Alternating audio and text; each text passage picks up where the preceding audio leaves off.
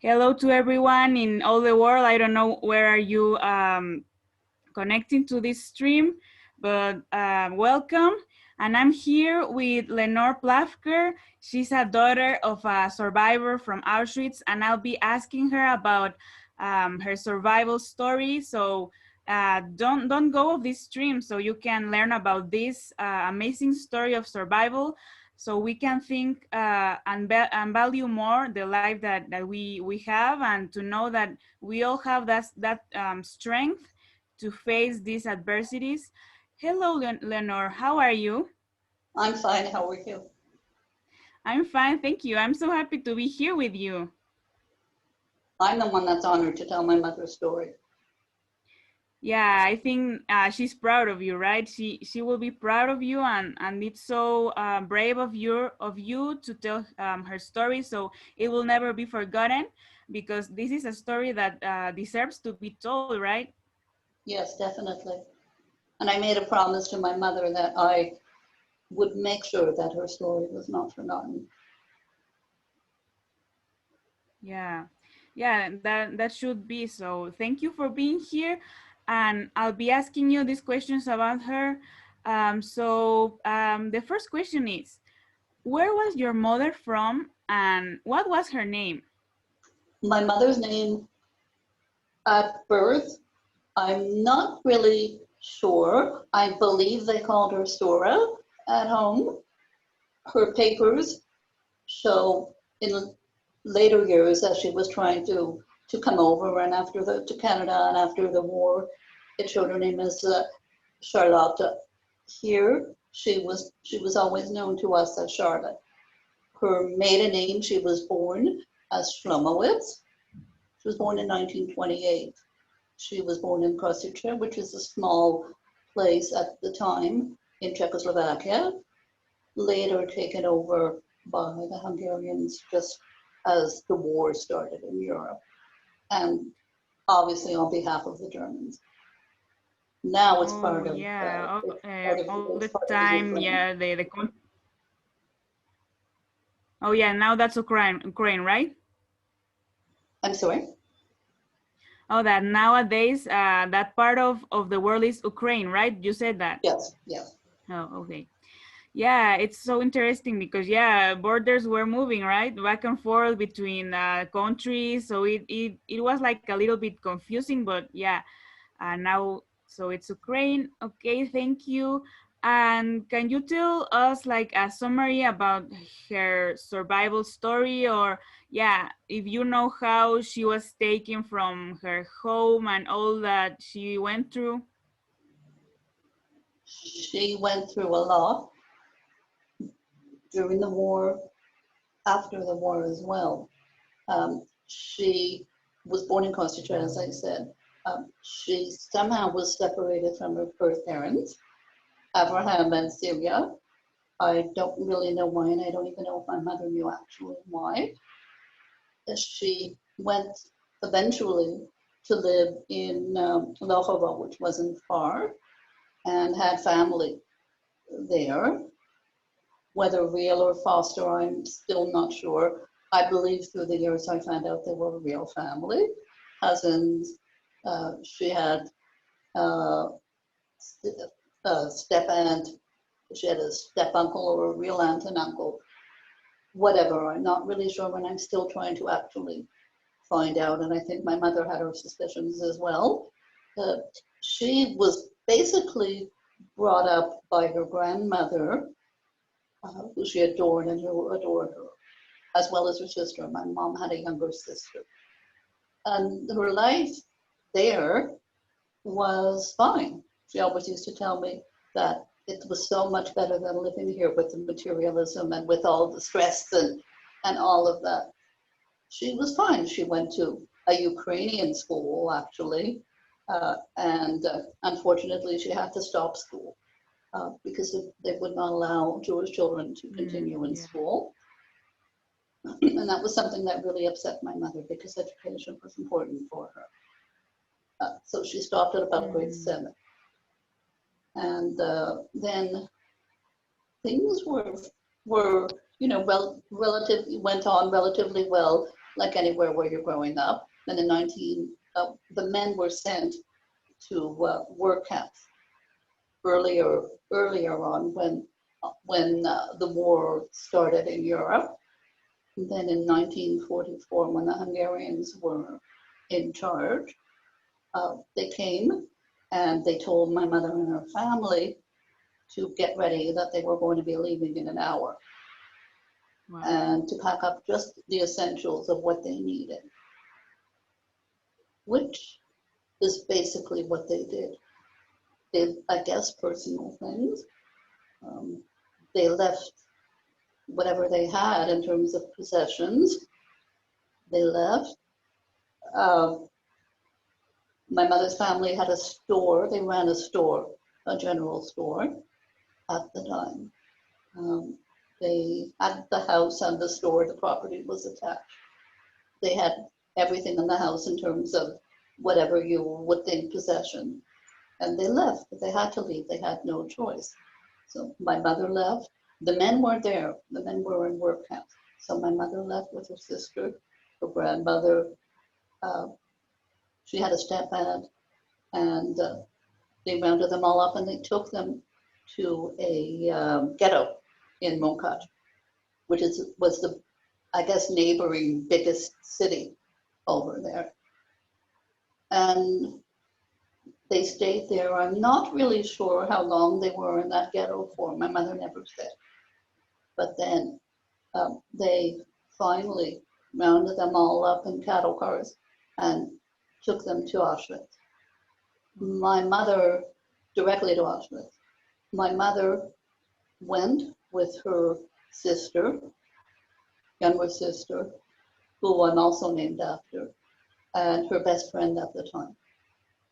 And they landed up at the gates of Auschwitz. When they got there, they didn't really know. They didn't know where they were going, so they didn't know what was going on there at the time when they got there. They lined up like everybody else. And when they got to the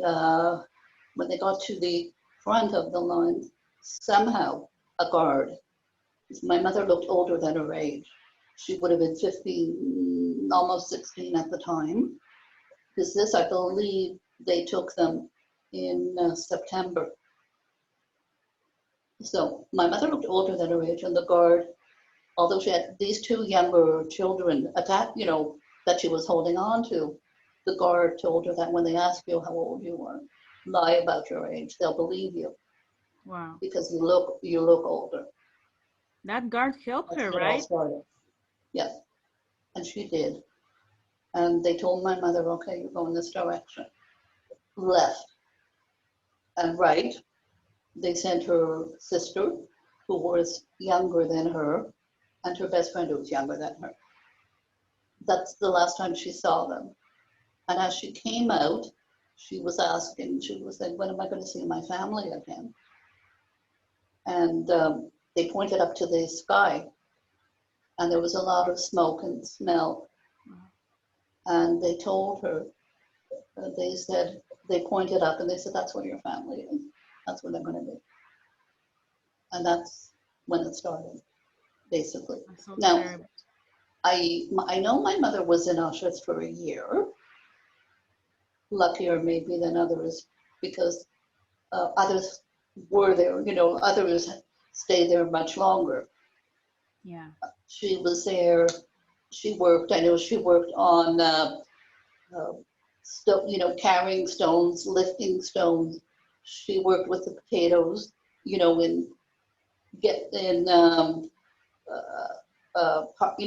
taking them, getting them, they were peeled, and that's what they used as food. They used a very meager potato soup, what they call potato soup, and a slice of bread, and that was their food. Yeah. And as my mother worked through the time she was there, if she or anybody was caught taking an extra piece of bread, if they worked in the kitchen or they worked there, if they were caught taking an extra piece of bread or an extra potato, either for themselves or to give to somebody who was sick or who, they would be shot immediately.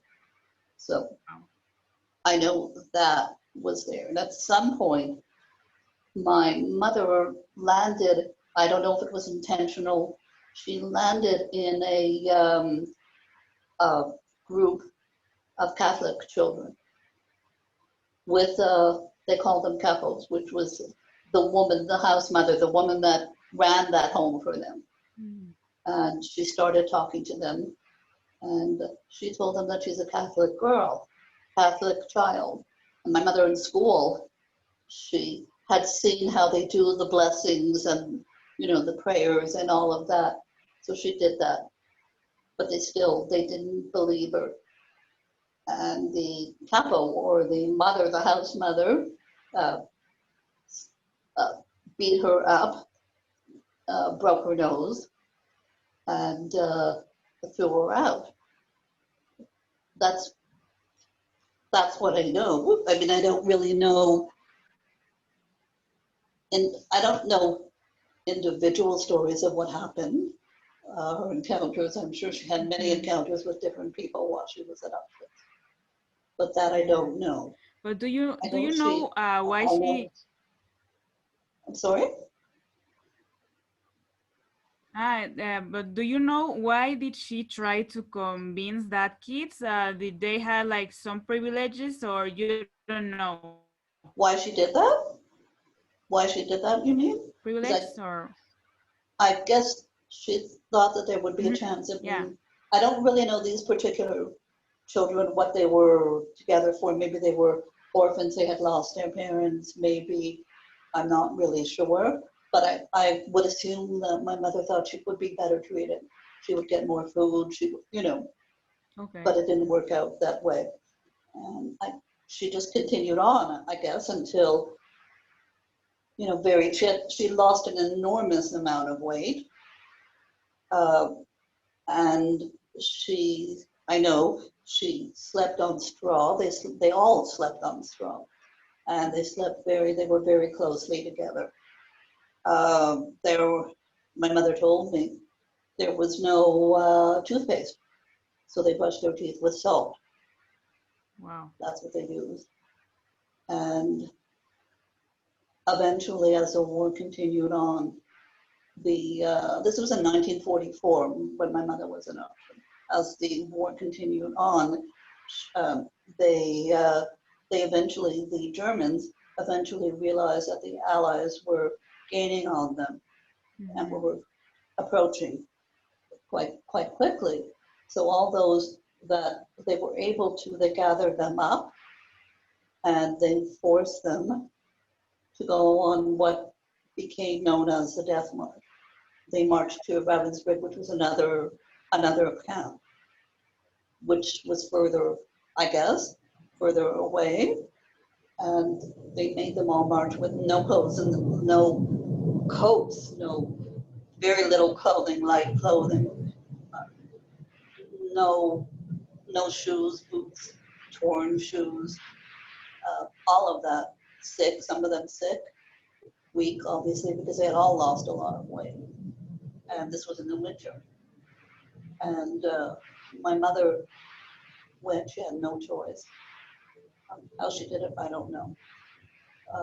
From her strength, from her courage, like a lot of the others, she walked. And along the way, because of the weather and the condition they were in, uh, she eventually lost a toe because of that. And at some point, the Germans realized that they couldn't continue to do what they were doing because the Allies were getting too close. So they marched them, they thought they would be able to march them back to Auschwitz. Now, I don't know how many of them landed up back at Auschwitz after, made it, uh, but I know that if you didn't march and if you talked, if you were, you know, along the march, you were immediately shot also. And somehow my mother made it back. And the next day, it seems as if all the Germans had just taken off because they knew that they knew the Allies were coming. Yeah. And then the day after, the Russians came to liberate them. And they did, but along the way, everybody, I mean, they were just sick people, dying people, from what my mother told me, um, everywhere. And the Russians, whenever they could find or see a girl, young woman, the Russian soldiers just proceeded to rape them as much as they could. That's And horrible. my mother saw what was going on, and quick thinking. And she was not a dumb woman, even though she had very minimal education. She immediately lied to all the Russian soldiers and told them how sick she was. They better, stay away, stay away. They did somehow. Yeah, And wow. when they I ate, think when that saved her. Yeah. they gave them some food. A lot of them just couldn't survive eating because they were just too sick, or they were, too malnourished to be able to keep any of the nutrients or any of the food. So they eventually, the Red Cross came in and took them to clinics. They were checked out, and my mother was in a DP camp, a displaced persons camp in Mm. Germany, I believe in Germany, called Feldafing.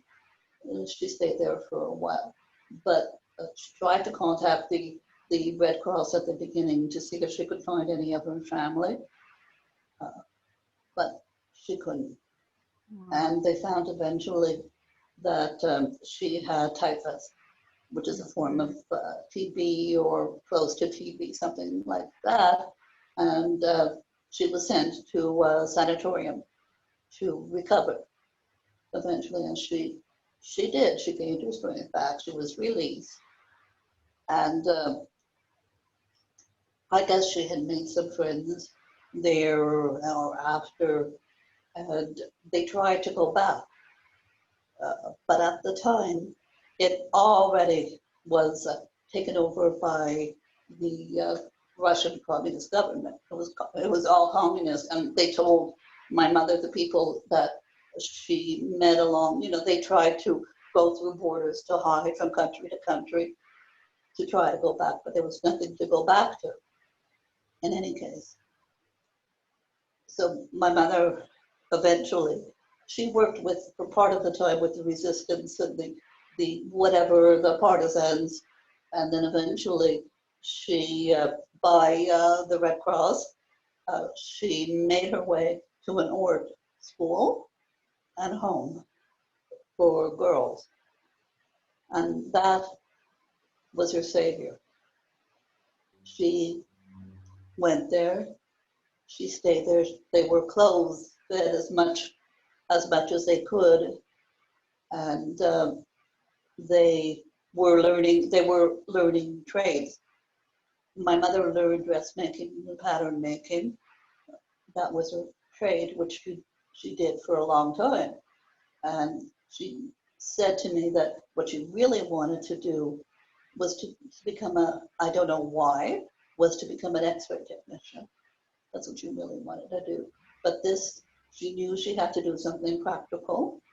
So Yeah. this is what she did. And she said she didn't like it, but she practiced it after. She was good at it, and she was known for that for many, many years for what she did. And many times she said it was the best time in her life to be there in the Ord House in Switzerland. It was in Basel, in Switzerland, Wow. and Yeah. she stayed there. She made friends. She listened to American music. Uh, she came and she came to hear about Canada.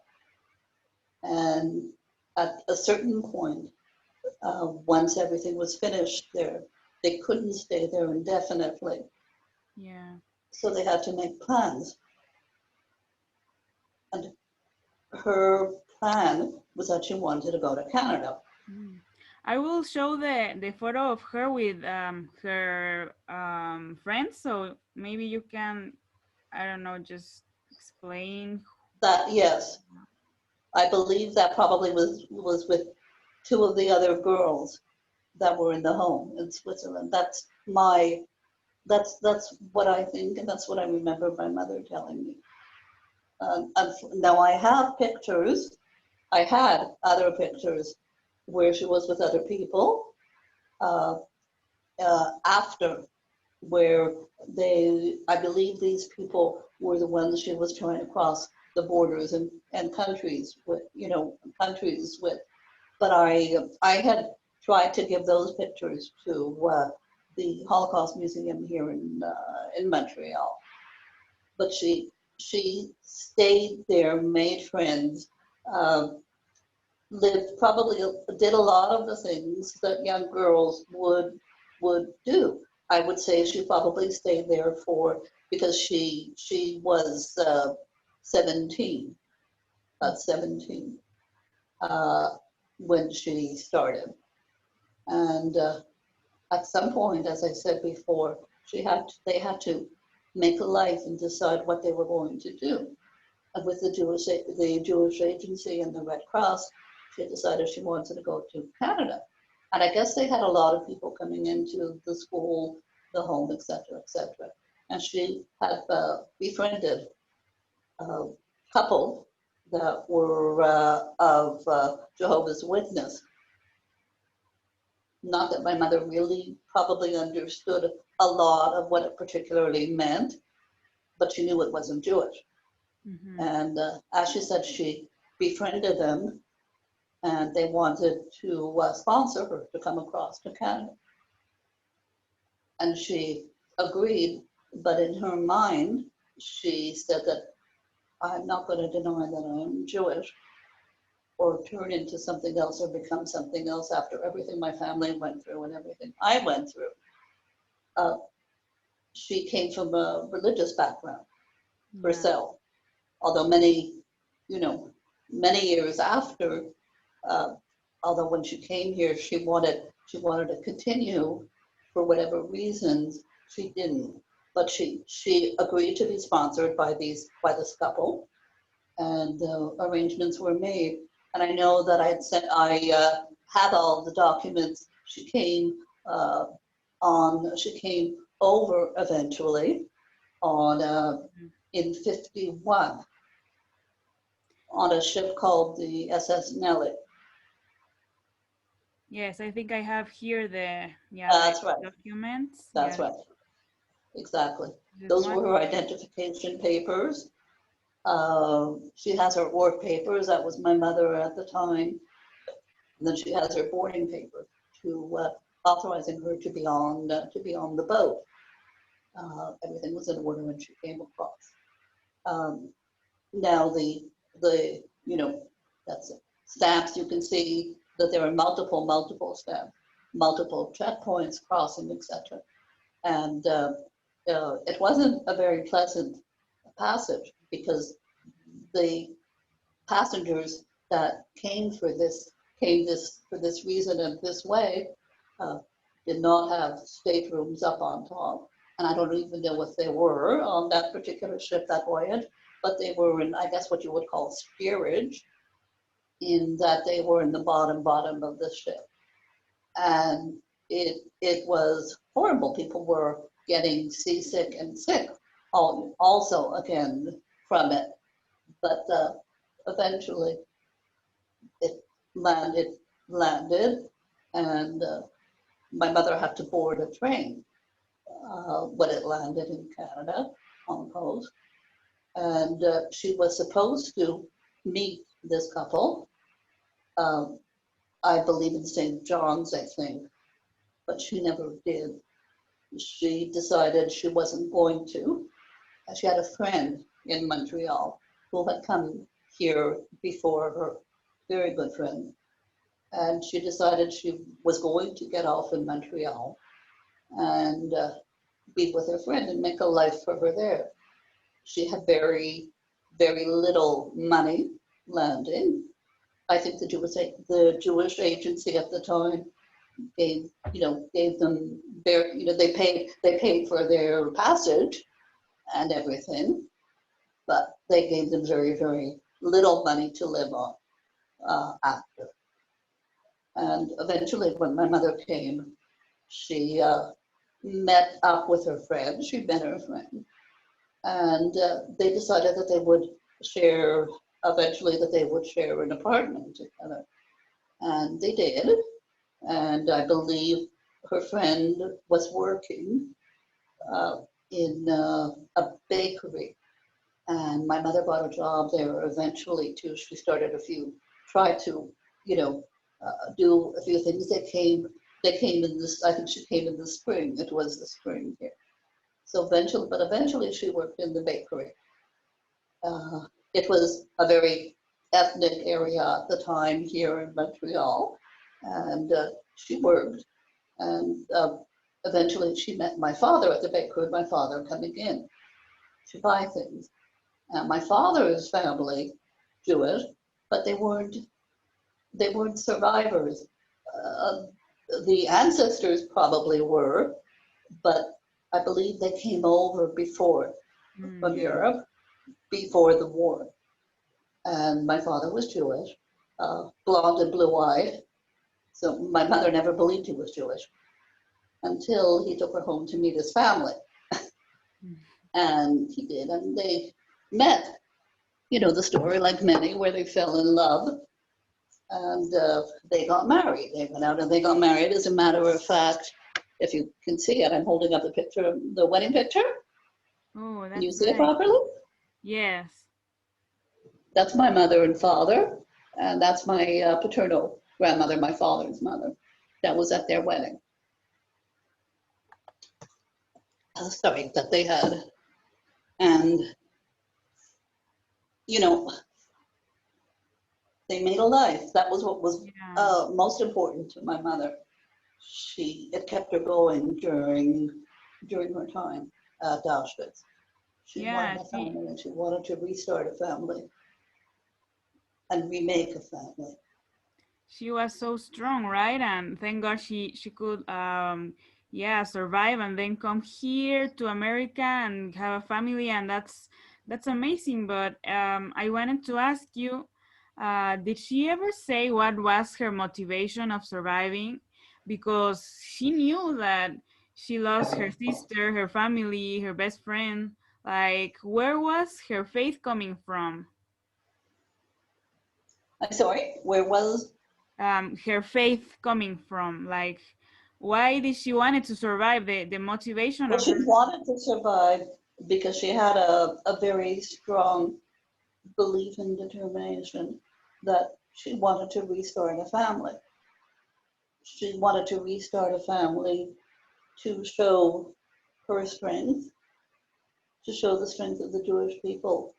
And she believed very much every time uh, a young couple had children, if there was somebody born, pregnant, born, she would always say how good it was and how happy she was that there would be more, that the Jewish people would keep increasing or keep, to her that was the proof of the spirit. And she, my mother was a very practical person, but she also was a person that believed very much that it's going to be better, that tomorrow is always another day.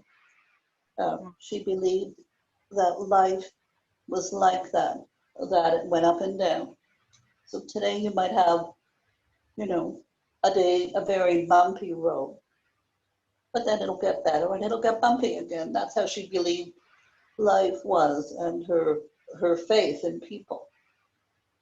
Wow, And yeah. it was very important to her to keep on. Yeah, it's incredible, right? Because yeah, in the midst of that terrible situation, she was like hoping to have a family, you know. That's the like the motivation she had for surviving, Yeah. and I think that's awesome. I'm so happy that she could do that, right? Because you are here with us now. So yeah, That's amazing. And I wanted also to ask you that if you think that, yeah, Russians liberate her, right? The Auschwitz, that camp. But yeah, you told us that they were terrible, right? They were raping all these girls. So do you think they were heroes for true? Like, what do you think about that?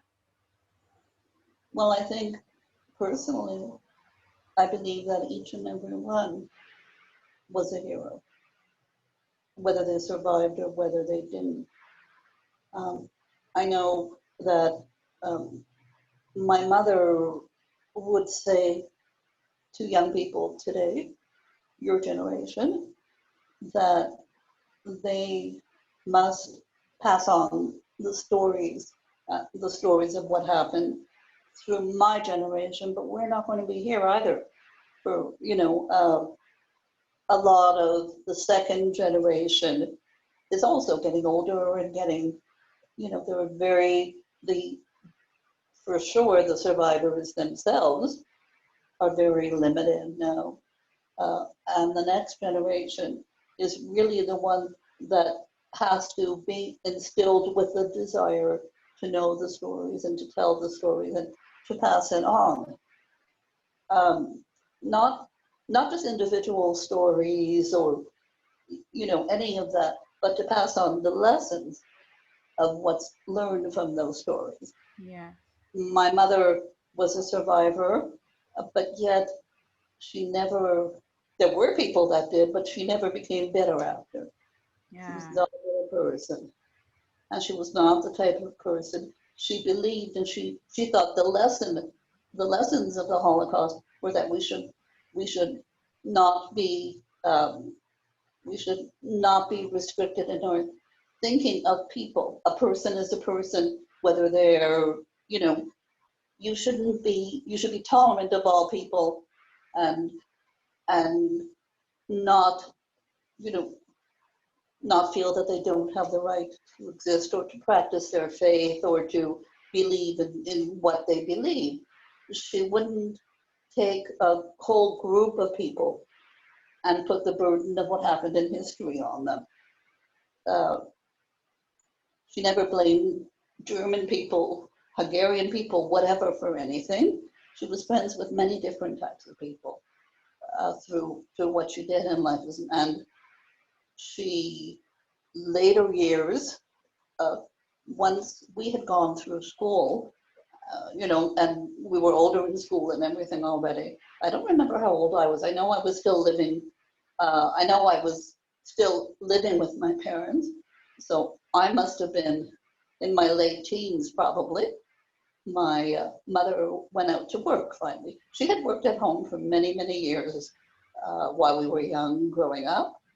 But then she went out to work, and there she met people, and she was proud of what she was learning. She was learning different skills, etc., etc. She took a course to learn the French language, all of these things, and she would do what she needed to do in order to make a life. My father did not come from a rich family, and they worked. They worked when they got married. They built up a home. They worked hard, and they made a life for us. And my mother contributed to that. She worked alongside my father with my father, and that was how they did it. That was how they built it up. And in later years, my mother joined a group for survivors, mm, and they celebrated holidays. It was a social group as well as a group that honored and told stories of the survivors. And there is Yom HaShoah Day, which is a commemorative for the Holocaust. And for many of the years that my mother was there, they had a commemoration every year. And my mother participated. She was either there or actually participated in the ceremony itself, or she was in the audience. And I went with her for every year that she could go. I was right there beside her, and there were years where both I was beside my mother, actually lighting candles in memory of those that didn't survive, and my mother speaking at various occasions uh, through that group or whatever on behalf of that. As a matter of fact, I have a picture here. I don't know. Can you see Oh, it? This is my mother at a podium. yeah. Oh, yeah, I can see. Okay, I will put it like in big. Yeah. Uh, Oh, yeah, she's talking. Yeah. my mother at the podium, and it meant a lot to her to be in that group. Actually, it was important to her. Uh, at Yeah. later years, she had to unfortunately stop going because in her elder years she had developed dementia and Alzheimer's, Mm-hmm. and unfortunately, at the beginning of it, I think that she was a very proud person, private person, and I think just the fact that she had changed and she was different, she didn't like people to see that at that time. Um, and while she could, she did speak. And during those times, I always told her that I would make sure that her story would not be forgotten. And Yeah. one thing that my mother had for many, many years was a nightmare because of what she had gone through. The nightmare basically surrounded around the fact that she could not find her way home. She didn't know where she was. She was lost, and she couldn't get back to somewhere she knew. Many many years she had that, uh, as well as physical issues because of which stayed for most of her life due to her typhus, Mm. and also due to her beatings and stuff like that. Um, in later years, she was lucky. She lived to see a family again. Myself and I have one brother. My brother has two children, so those were her grandchildren. Mm. Those are her grandchildren. Were her grandchildren, and through the years, her family was everything to her. The most important thing in her life. She doted on her family uh, constantly. She was lucky to see a great grandson born. And while my mother was sick with Alzheimer's, dementia, and we would still continue to show her pictures of her family. Her great grandson, who was born while she was in a care facility, she saw him because they brought her to visit. But he was the only one she could pick out of a group of a group of people in the pictures. Always, she might get mixed up with other things, but she could always pick him out. It Yeah. was really family was something very important and very special to her. She always said that she lost her family. She didn't have her family, but when she got married, my father's family became her family. Wow, yeah, that's so nice, right? And that she could also knew her great grandson. So yeah, and I wanted to ask you, at what age did your mom told you about what happened to her, and how was it like that experience of you knowing that?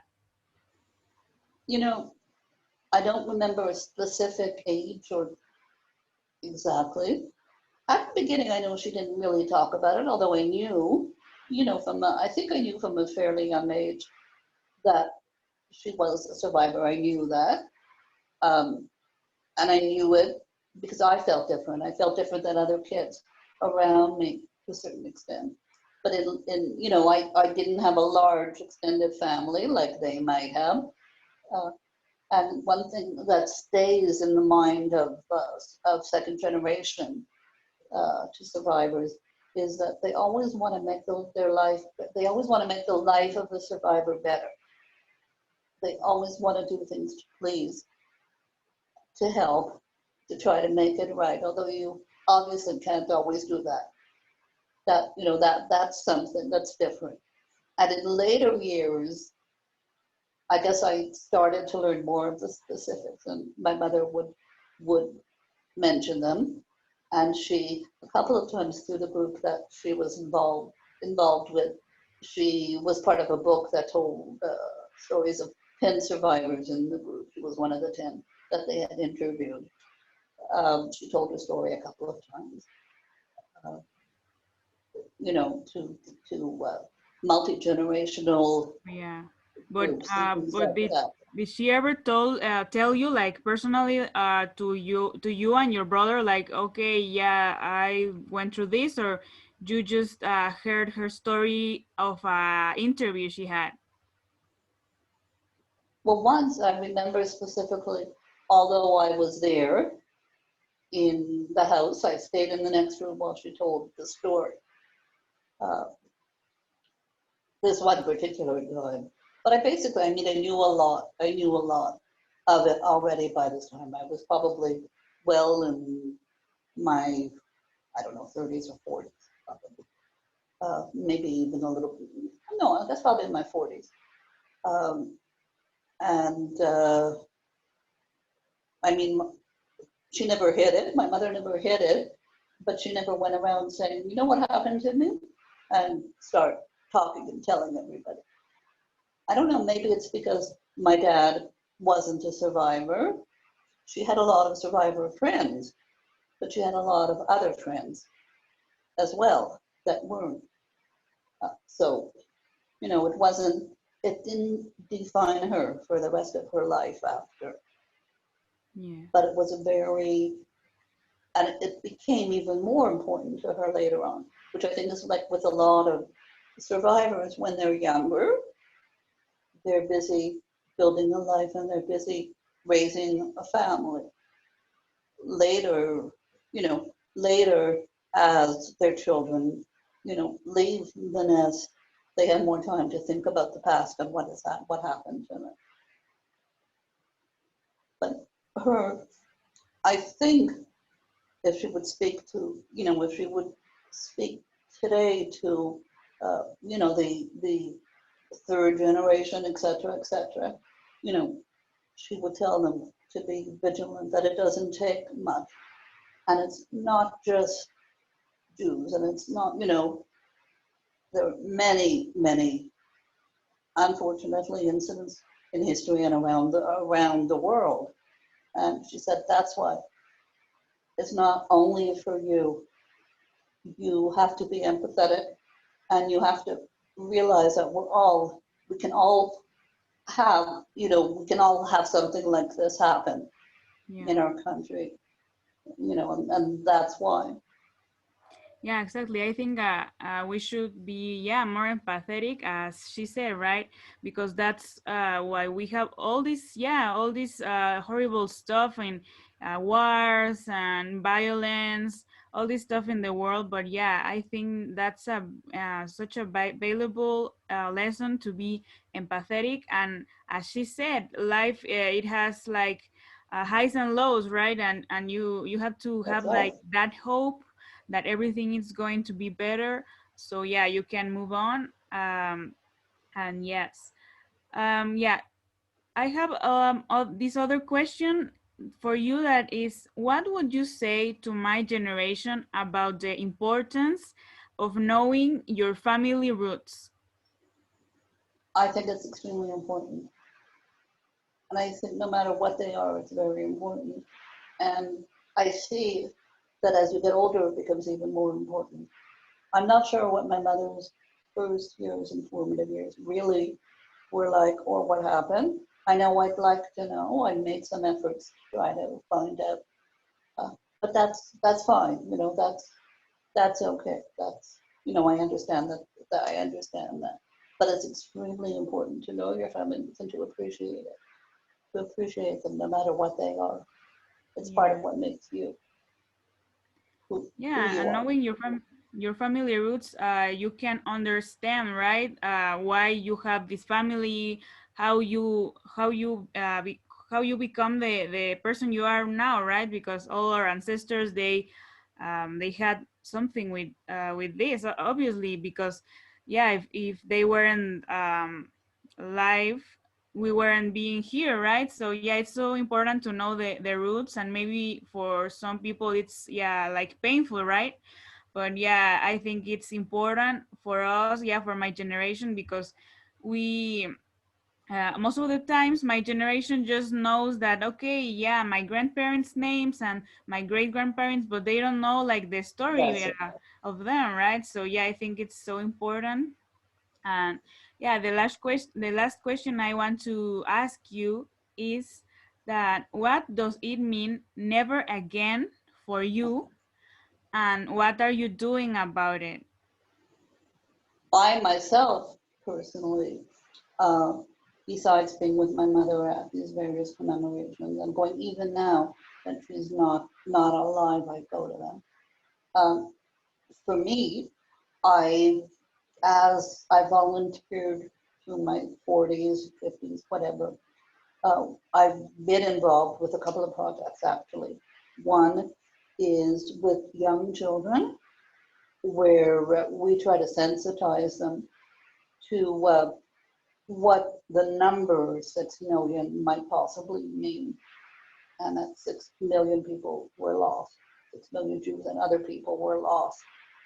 I did that, and I also did a program with older students, probably in about grade, I think maybe 6 and up, where we both in Jewish private schools here and in public schools to tell them um, facts of what happened in the Holocaust with the help of educational materials. It's a program that's called David's Story. It's a fictional program, but it recounts what actually happened. I did that for a while. To me personally, what never again means is basically touching on what I said before, that you have to be sensitive and you have to realize that it's not just yourself. It's other people that need to you have to be compassionate towards, which my mother was extremely compassionate to people that were in trouble, to people, you have to uh, realize that there's all kinds of people in the world to be that, and that you have to be tolerant to other people, to other groups, and not just think, because if you are tolerant to other groups, you really reduce the chance of these type of things happening in the world and eventually happening to your own community and your own world. And never again, Yes. it's something that you have to make a conscious effort at, and the world has to make a conscious effort at. It doesn't just happen. Yeah, exactly. And I think, yeah, as you said, that you volunteer for years, I think never again. It's trying to like to tell these stories to younger generations. That's for you, right? Because Exactly, just exactly. yeah. So That's what's extremely important, yeah, because there has to be a constant passing down of the information. I don't know if that's yeah. going to happen in the world eventually, but that's what has to happen. Yeah, so it's so important, right, to give these stories to the future generations, so they will never forget, and this will never happen again. So That's right. yeah, thank you so much. I'm going to show. I think this is the picture with your mom when, yeah, when she was older, and yeah, so Yeah. I think this is a nice photo, because it shows us that she had a long-lasting life. Thank God she could get to this age, and she was happy, right, with you and all this, and yeah, we are so Uh, happy to hear her story by you. my mother was in a nursing home already at that time, and not so much then because she was still uh, a lot she was more self-sufficient, but towards the end, every time, um, people would, the caregivers would come close to her. She uh, didn't like it if they would be too close or touch her, or those type of things. She would, uh, it would bring back, I think, a lot of the feelings that she had. And also, she was worried at probably around the time she was of this photo, when she was in the nursing home. She, she was worried that she wouldn't have a place to live. She was worried where her possessions were, uh, things like that. And she would, Yeah. she had to be reassured, and she had to be reassured that things were okay, they would be okay, that she wouldn't be thrown out of where she was, that type of thing. Yes, but yeah, the good thing is that she was happy, right? She seems happy, and thank to you that you are here telling her story. It, And just for ending this interview, I wanted to also put here yeah, the design I made for this interview. And yeah, I put pretending saved my life, because your mother, she pretended to be older, and then she pretended to be sick, and then she pretended to be yeah, to getting to these Jehovah Witnesses, and pretending saved her life. And I just wanted to read this little poem I wrote for her, to, yeah, for ending this interview. So yeah, I wrote, she was so young, she lost everything. She was strong, but treated as nothing. Her adult face, the key that saved her brave heart, and faith that beat them. So thank you, Leonore, for being here, for telling this story that deserves to be told. And I know she's very proud of you right now. Thank Thank you you. so much for your time.